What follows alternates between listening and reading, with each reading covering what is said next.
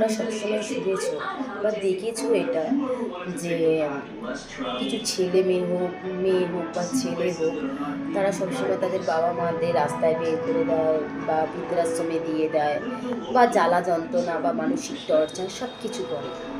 আচ্ছা, কোনোদিন কি এইটা শুনেছো যে বাবা মারাও পরে সন্তানের প্রতি কোনো খারাপ ব্যবহার করতে, তাদের মানসিক টর্চার দিতে, তাদের মানসিক যন্ত্রণা দিতে বা সম্পত্তি থেকে বঞ্চিত করতে বা সর্বস্ব কিছু থেকেও তাকে দেব না, এরকম কিছু শুনেছো? আমার নিজের চোখকে দেখা, নিজের সাথে এটা হয়েছে। তো সেটা সব কিছু জানি। তো এখন এগুলো বিশ্বাস করি।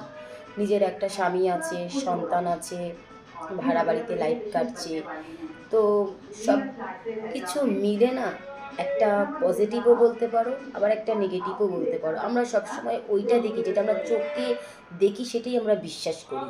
যে বাবা ছেলেটা বা মেয়েটা বাবা মার সাথে এরকম টর্চার করেছে, এরকম বাবা মার সাথে এরকম কুলাঙ্গার ছেলে বা কুলাঙ্গার মেয়ে আমার দরকার নেই।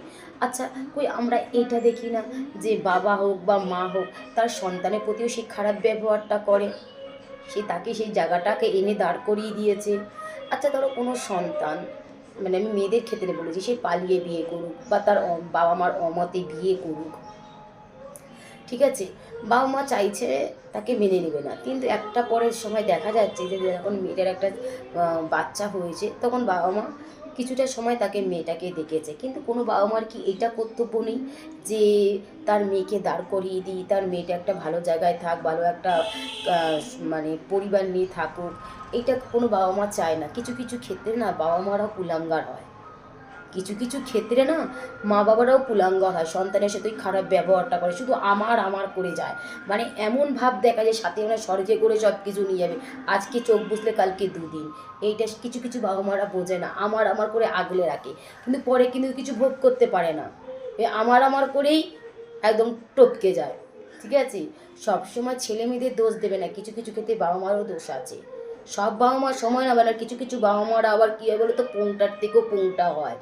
ঠিক আছে, সেটা আমি ভালো করে নিজের থেকে উপলব্ধি করে দেখেছি, আর এটা আমার সাথে কিছু কিছু ক্ষেত্রে হয়েছে।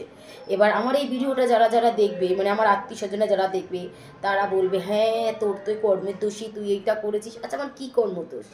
কী করেছি? প্রেম করে বিয়ে করেছি, এটা আমার কর্মদোষ? হ্যাঁ, স্বামী মদ খায়, কিন্তু মদ খেয়ে তো আমাকে খাওয়া পড়ায় কোনো কিছু কষ্ট দেয়নি, দিব্যি ভালো রেখেছে। তাহলে কিছু কিছু মা বাবারাও আছে সন্তানদের মানসিক যন্ত্রণা দিয়ে তাদের পঙ্গু করে দেয়।